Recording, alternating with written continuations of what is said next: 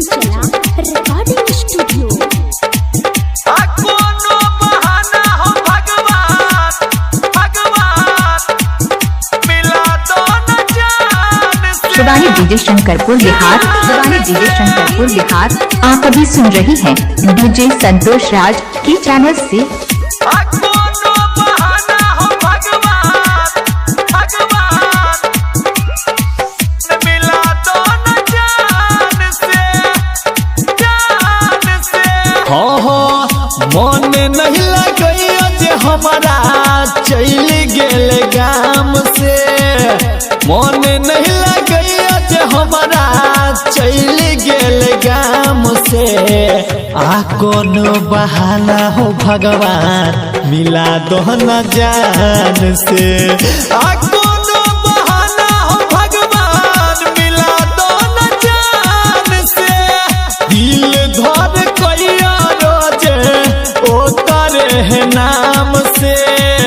दिल धर कैया रोजे ओ करे है नाम से। कोनो बहाना हो भगवान मिला दो न जान से। कोनो बहाना हो भगवान मिला दो न जान से। कोनो बहाना हो डीजे संतोष राज। डीजे संतोष राज। डीजे संतोष राज। मिला दो न बोझली पुनर्वास। बोझली पुनर्वास। बोझली पुनर्वास। जान से। Shivani DJ Shankarpur Bihar. Recording studio.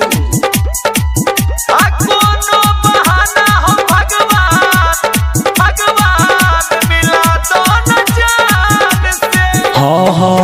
हर पल करे सुरता रहैया मन में। सुती उठी बैठी तबो धर क्या धर कहन में। धर क्या धर कहन में। हर पल करे सुरता रहैया मन में। सुती उठी बैठी तबो धर क्या धर कान में। याद ओ करे हमारा दिल से न जाई छे। सपना में रोजे हमारा रात के आबई छे। मन बर करे हमारा देखियो कर हाल के। मन बर करे हमारा देखियो कर हाल के। कोनो बहाना हो भगवान मिला दो न जान से। कोनो बहाना हो भगवान मिला दो न जान से। कोनो बहाना हो भगवान डीजे संतोष राज। डीजे संतोष राज। डीजे संतोष मिला दो न जान बोझली पुनर्वास। बोझली पुनर्वास। बोझली पुनर्वास। मंचला रिकॉर्डिंग स्टूडियो। कोनो बहाना हो भगवान मिला दो न जान से। गाँव के अड़ोसी पड़ोसी कहे दूगो बात हो। छोड़ के जब से चली गेलई जान हमारे साथ हो। जान हमारे साथ हो। गाँव के अड़ोसी पड़ोसी कहे दूगो बात हो। छोड़ के जब से जान हमार चल गेल साथ हो।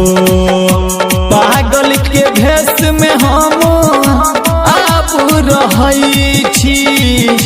याद में ओकरा हम दारू पियई छी। संजीत लाल सुभाष जपे ओकरा नाम के। संजीत मंजित जपे रोजे ओकरा नाम के। कोनो बहाना हो भगवान मिला तो न जान से। कोनो बहाना हो भगवान मिला दो न जान से। डीजे संतोष राज। डीजे संतोष राज। डीजे संतोष राज।